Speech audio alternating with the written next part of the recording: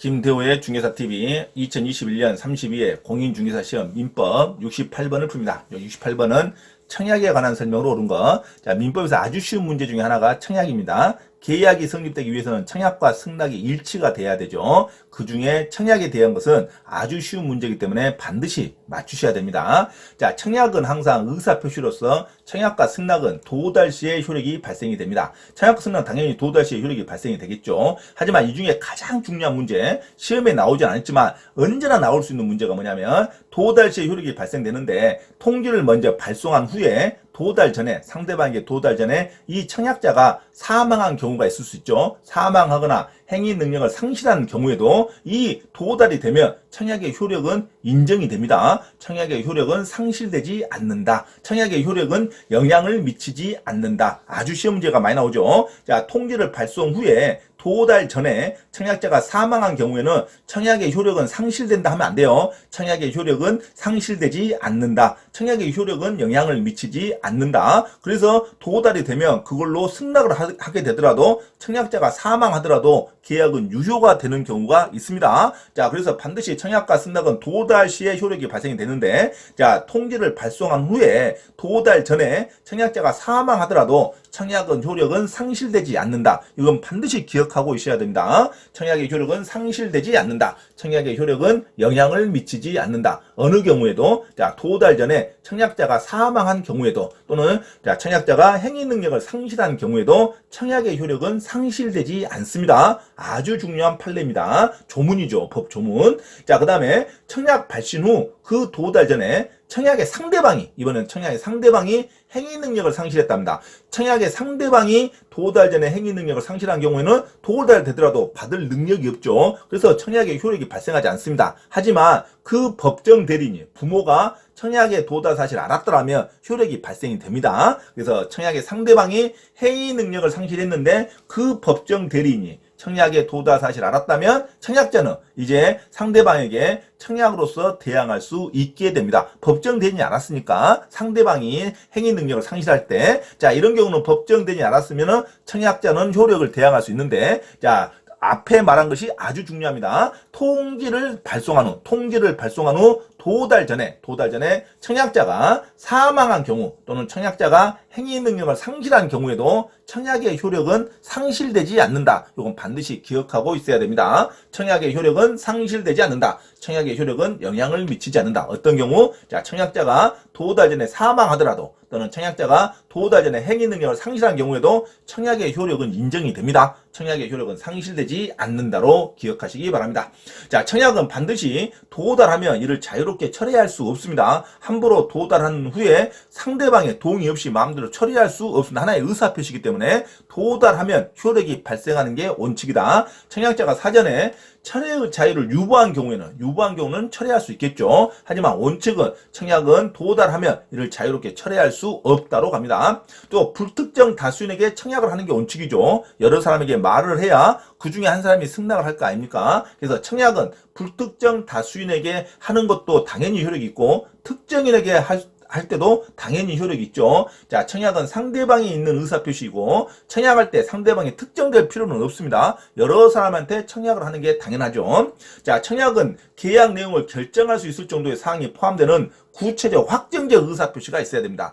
구체적 확정성이 없으면 청약이라고 볼 수가 없죠. 자, 그래서 구체적 확정성이 없는 것을 청약의 유인이라고 그럽니다. 청약의 유인이라는 것은 아파트 분양 광고, 이미지만 보여주는 아파트 분양 광고, 구체적인 계약 내용이 제시되지 않는 광고를 청약의 유인 단계라고 그럽니다. 이건 청약이 아니죠. 구체성, 확정성이 없으니까. 그리고 하도급 계약을 체결하려는 교섭 당사자가 견적서를 제출하는 행위, 이 견적서를 제출하는 행위도 청약의 유인 단계로 봅니다. 아파트 분양 광고, 계약 내용이 제시되지 않는 광고, 그 다음에 교섭 당사자가 견적서를 제출하는 행위는 청약의 유인 단계로 보는 거지. 자, 청약으로 보지 않는다. 왜? 구체성, 확정성이 없으니까. 자, 구체성, 확정적 의사표시가 있어야 청약으로 보는 거고, 청약은 불특정 다수인에게 할 수도 있고, 청약은 한번 도래하면 철회할 수 없다는 거, 이걸 반드시 기억하시기 바랍니다. 그리고 승낙은 이제 특정인에게 하는 겁니다. 승낙은 불특정 다수인에게 하면 효력이 없어요. 자, 청약 청약은 불특정 다수인에게 할 수 있지만 승낙은 청약자한테 하는 거죠. 특정인에게 하는 게 승낙입니다.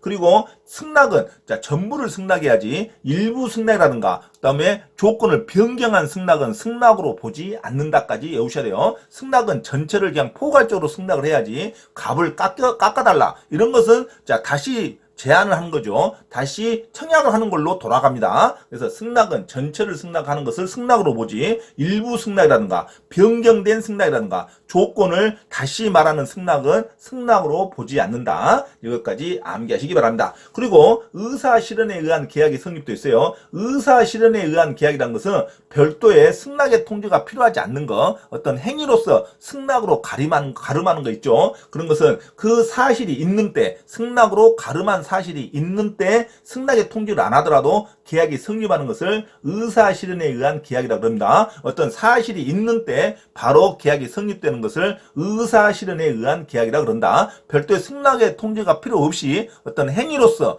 계약이 성립되는 것을 의사실현에 의한 계약이 성립이기 때문에 어떤 요건이 있어야 되냐면 어떤 사실이 있는 때 계약이 성립하는 걸 봅니다. 사실을 안 때가 아니에요. 사실이 있는 때 바로 계약을 성립하는 것을 의사실현에 의한 계약이라고 부릅니다. 그리고 교차 청약이라는 게 있습니다. 교차 청약이라는 것은 서로 승낙과 청약의 내용이 동일한데 동시에 서로 말하는 걸 말하죠. 자, 이럴 때는 교차 청약이라는 것은 동시에 도달하지 않았을 때는 마지막에 도달할 때 계약이 성립하는 겁니다. 교차 청약이라는 것은 서로 내용이 동일한 것을 서로 말하는 거죠. 9억에 사겠다, 9억에 팔겠다 이런 것을 동시에 말했을 때는 그 늦게 도달할 때 바로 계약이 바로 성립해버립니다. 상호 내용이 교차했을 때, 상호 내용이 동일한 것이 교차할 때는 상대방에게 도달할 때 계약이 바로 성립한다. 별도의 승낙이라는 의사가 필요 없죠. 서로 청약을 했는데 그 내용이 다 동일하답니다. 그러면은 도달했을 때 당연히 계약이 성립한다. 이것을 상호 교차라고 합니다. 교차 청약은 도달했을 때 당연히 계약이 성립한다. 격지자 간의 계약도 있습니다. 멀리 떨어져서 계약을 하는 거. 자, 물리적 위치가 아니라 전화로 할 수 있는, 핸드폰으로 할 수 있는 계약이 아니라 우편으로만 서로 왕래해서 계약을 성립시키는 거. 그래서 물리적 거리가 아니라 계약의 내용이 멀리 떨어져 있을 때 승낙의 표시가 발송될 때 이것은 계약이 성립합니다. 자, 격지자 간의 계약은 도달주의가 아니라 유일하게 발신주의가 인정이 됩니다. 자, 격지자 간의 뭐가 승낙일 때 격지자 간의 청약은 여전히 도달주의인데 격지자 간의 승낙은 발신주의가 성립한다는 거 반드시 암기하시기 바랍니다. 자, 격지자 간의 계약에 있어서는 도달주의 외로서 발신주의, 승낙에 있어서만 발신주의입니다. 격지자 간의 청약은 여전히 도달입니다. 격지자 간의 승낙만 발신주의가 인정이 된다는 것까지 암기하셔야 됩니다. 자, 청약에 관련된 설명으로 옳은 거 1번 한번 들어가겠습니다. 자, 68번에 1번. 불특정 다수인에 대한 청약은 효력이 없다가 아니라 청약은 불특정 다수인에게 할 수 있습니다. 그래서 불특정 다수인에 대한 청약은 효력이 있다고 봐야 되죠. 불특정 다수인에 대한 승낙이 효력이 없죠. 승낙은 반드시 특정인에게 해야 되는 거지. 자, 불특정 다수인에게 하는 청약은 효력이 있다. 불특정 다수인에게 대한 승낙은 효력이 없다. 이렇게 두 종류로 외우셔야 됩니다. 자, 불특정 다수인한테 청약하는 건 당연하죠. 자, 불특정 다수인에 대한 청약은 당연히 효력이 있다로 가야 됩니다. 없다가 아니죠. 자, 2번.